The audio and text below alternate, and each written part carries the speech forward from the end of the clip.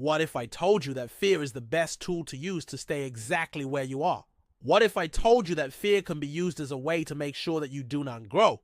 Well, in this video, I want to share with you how fear can be used to keep you comfortable, keep you safe, and keep you exactly where you are. Because most people use fear as a way to grow and expand and become more. But what if we flip that on its head and we used fear as a tool to make sure that we don't go anywhere?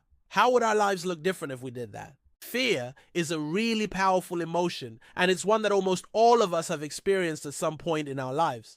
And when we feel fear, it can be really difficult to take action. Fear can manifest itself in many ways. It can be a feeling of anxiety or nervousness or worry about what might happen. We can also experience fear as a physical reaction, like increased heart rate or sweating or nausea. So fear feels bad. And so we try to avoid the things that scare us because it feels uncomfortable to feel that way. And when we do that, we can get stuck in a cycle of fear and avoidance that can keep us from growing and expanding. So let's talk about how you can use fear to keep you exactly where you are now.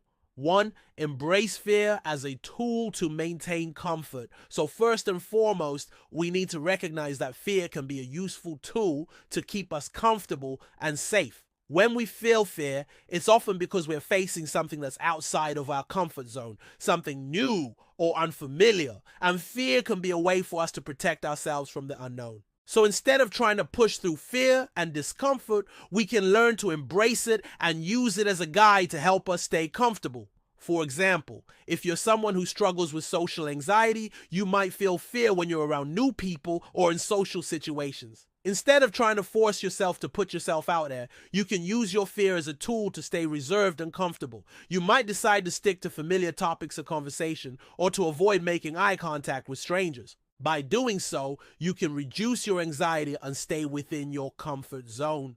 2. Prioritize safety and the avoidance of failure over your dreams. Another way that we can use fear to keep us exactly where we are is by prioritizing safety and the avoidance of failure over our dreams and aspirations. When we set big goals for ourselves or pursue something that's important to us, we're often taking on some level of risk. There's no guarantee of success, and there's always the possibility of failure or setbacks. And fear can be a way for us to protect ourselves from that risk. So instead of pursuing our dreams, we can choose to stay safe and avoid the possibility of failure. For example, if you've always wanted to start your own business, but you're afraid of the risk and uncertainty involved, you might choose to stay employed and pursue your business idea on the side. Or perhaps you've always wanted to travel the world, but you're afraid of the challenges, the difficulties involved. In that case, you might choose to stay in your hometown and pursue travel vicariously through things like movies or TV shows. By doing so, you can avoid the fear and anxiety associated with pursuing your dreams and instead stay safe and secure in your current situation. 3. Disconnect your current self from your future self. Another way that we can use fear to keep us exactly where we are is by disconnecting our current self from our future self. When we think about the future, it's easy to imagine all of the possibilities that are out there and all of the things that we could accomplish. But it's also easy to forget that our future selves will be the ones who have to deal with the consequences of our actions today. Fear can be a way for us to avoid thinking about the future and all of the responsibilities that come with it. So instead of thinking about the long-term implications of our decisions, we can focus on the present moment and what we want to do right now. For example, if you're struggling to save money for a down payment on a house, you might be tempted to justify making some small purchases here and there, because they won't make a big difference in the grand scheme of things. After all, why worry about saving money when you can enjoy yourself now? By disconnecting from your future self and focusing only on the present moment, you can justify your actions and avoid thinking about the long-term consequences. 4. Ignore the connection between today's efforts and tomorrow's outcomes. Another way that we can use fear to keep us exactly where we are is by ignoring the connection between today's efforts and tomorrow's outcomes. When we put in the work and effort today, it can be difficult to see the direct connection between that work and the results we get tomorrow. We might not see the payoffs of our efforts for weeks, months, or even years. And fear can be a way for us to avoid the hard work and effort required to achieve our goals. So instead of putting in the work today, we can focus on enjoying ourselves and avoiding any discomfort. For example, if you want to be successful in your career, you might need to put in long hours and work hard to achieve your goals. But instead of doing that, you might choose to focus on having fun and enjoying your free time. By ignoring the connection between today's efforts and tomorrow's outcomes, you can avoid the hard work and effort required to achieve your goals and instead focus on the more immediate gratification of living in the moment.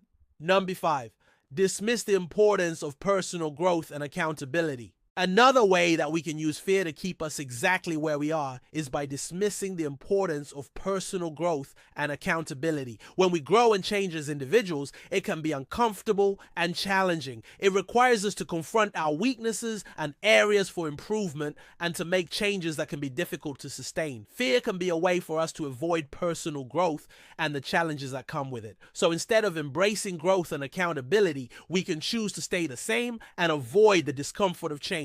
For example, if you're someone who struggles with procrastination, you might find it difficult to take steps to improve your time management skills. You might tell yourself that it's too late to start improving or that it's just not worth the effort. By dismissing the importance of personal growth and accountability, you can avoid the challenges of changing and instead stay comfortable in your current state. Non-success is a distant dream, not a result of consistent effort. One of the ways we can use fear to keep us exactly where we are is by believing that success is a distant dream that's not attainable through consistent effort and hard work. This belief can discourage us from setting ambitious goals or taking risks because we might see success as something that's just out of reach for us. When we feel this way, we might be more likely to settle for mediocrity and not strive for greatness. For example, if you're someone who wants to be a successful entrepreneur, but you believe that success is unattainable, you might not take the risks necessary to start a business. You might be content with working a 9-to-5 job and never pursue your entrepreneurial dreams. By believing that success is a distant dream, you can avoid the hard work and effort required to achieve it and instead stay comfortable in your current situation. In conclusion, fear is a powerful emotion that can be used as a tool to keep us comfortable, safe, and exactly where we are. When we feel fear, it's important to recognize it and understand how it's affecting our decisions and our actions. Instead of trying to push through fear, we can learn to embrace it and use it to guide us in making choices that align with our values and priorities. By understanding the different ways that fear can keep us stuck, we can start to identify and challenge our limiting beliefs and start taking steps towards growth and expansion. Remember that fear doesn't have to control us. We can choose how to respond to it and how to use it in our lives. And sometimes choosing to stay exactly where we are can be a perfectly acceptable and even wise decision. The key is to be mindful of the reasons why we're staying where we are and to make sure that those reasons are aligned with our values and priorities.